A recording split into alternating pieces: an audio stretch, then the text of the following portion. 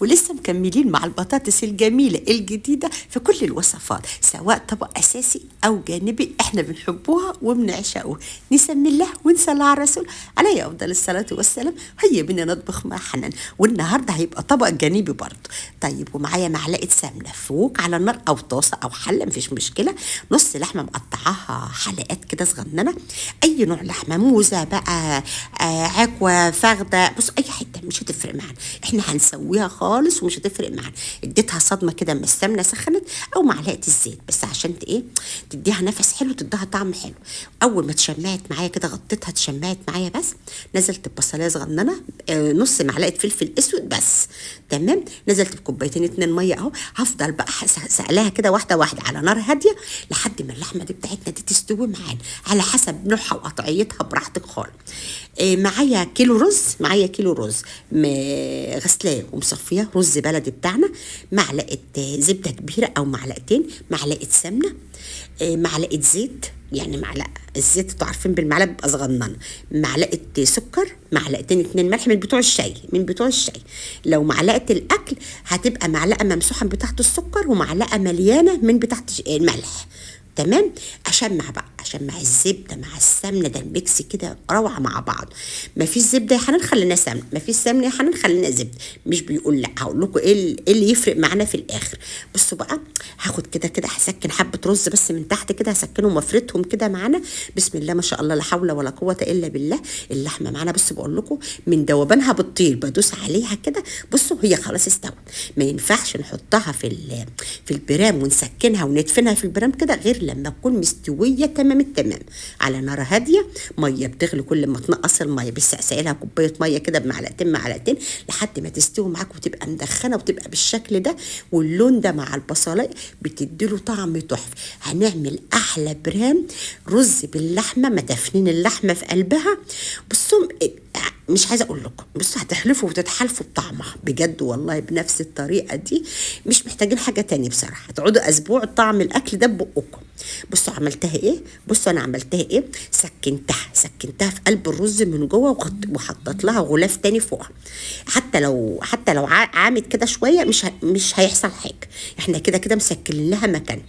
غاليه كيلو لبن اللي هو برضو 4 كوبايات، والرز 4 كوبايات لو عايزه بالمعيار او بالكيلو. غاليه لبن كامل الدسم بوشه كله. بصوا انا نزلت وشه برضو عليه اهو ما شاء الله. احط كمان كوبايتين 2 ميه برضو بتوع الشاي. ليه؟ انا بحبه مستوي، انا عارفه كل ما الرز يبقى مستوي كده المعمر ده في الفرن بيبقى حلو قوي قوي قوي، وحلو قوي مقدار.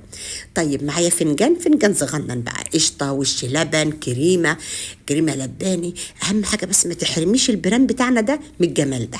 تكوني بقى مخزنه لك حبه وش لبن، تجيبي له توم براحتك، حطيه على وشه وعلى البوتاجاز. وانا بعمل البطاطس كده هقول لكم الاول، مشغله الشوايه، اديله لون من فوق. اول ما ياخد لون اصفر اطفي، وخلي العين اللي من تحت ما بياخدش نص ساعه، لان اللبن مغلي والرز مش هياخد معانا وقت واللحمه مستويه. طيب مكملين مع البطاطس زي ما قلت لكم، طول ما هي جديده مش في الثلاجات ومش حاطين لها بودره، هي مكمله معانا في كل الوصفات، سواء طبق اساسي او جانبي. غسلتها كويس وسلقتها وقشرتها، مش هفتكس، فهقول لكم هعمل ايه. طبعا باكل نص طبق البطاطس وانا بعمل صحيه جدا جدا، طالما انت مش حاطه لها دهون ولا حاجه، وطول ما هي مسلوقه وشاربه معلقه الملح. بسلقها بمعلقه ملح كبيره بتديها طعم حلو، وبقشرها، مش بسلقها من غير قشره عشان لما اقشرها كده تبقى ماسكه نفسها وحلو. طيب في طاسه بقى كده على النار برضو تاني بقى هنعززها كمان معلقه زبده ومعلقه زيت. وبصوا هنسكنها برضو كده، قطعتها كده زي ما انتوا شفتوها انا بالسكينه، ما سبتهاش مصححه زي الفيديو اللي قبلها، لا انا بصوا قطعتها زي ما قلت لكم كده، هي مكمله معانا طول ما هي حلوه كده ولذيذه وسعرها برضو حلو ولسه جديده زي ما قلت لكم كده. بصوا ادها لون اصفر، ملح وكمون، حلو قوي قوي، نعمه وفضل من عند ربنا، حلو قوي قوي ما شاء الله، لا حول ولا قوه الا بالله. البرام الرز بسم الله ما شاء الله، شايفين الجمال، شايفين سامعين البقبق، انا اللي سامع وانا اللي شام. معلقه من البرام ده هيفضل في طعمه في بقك اسبوع، يعني اسبوع كده، الاسبوع اللي بعد بجد والله خطير. مش بتحبوا اللحمه حطوا فراخ، يعني حطوا بدل منها بس صدور، مش وراك، الوراك ما بتبقاش حلو. البطاطس بتاعنا طبعا مكمله زي ما قلت لكم. الوجبه حلوه كامله ومتكامله ما شاء الله، لا حول ولا قوه الا بالله. ما بياخدش نص ساعه البرام بتاعنا، ما بغطوهوش. اول ما بدخله بخليه ياخد لون اصفر من العين او صفاري بس وشه اهم حاجه. ليه بقى؟ بيعمل له طبقه غلاف يخليه يفضل طري مش ناشف، مش مبسبس كده الرز من فوقه. وبعد كده بشغله النار عاليه خالص من تحت. اول ما بتشرب بهدي النار بتاعته. بسم الله ما شاء الله، لا حول ولا قوه الا بالله. شايفين الرز؟ شايفين جماله؟ شايفين الطبقه اللي من فوق الكريمه والقشطه اللي اتحطت؟ طب ما فيش ده علبه زبادي، ما عندكيش كريمه ما عندكيش قشطه، حطي علبه زبادي بس حطها على الوش. برضه عملتها معاكم وهنعملها تاني، بتديكي نفس النتيجه. خدي بالك يعني ده او ده مش هتفرق معانا. مع طبعا طبق بطاطستين كده الحلوين ده، طبق كامل متكامل، وجبه حلوه وحلوه وجميله للولاد ومغذيه.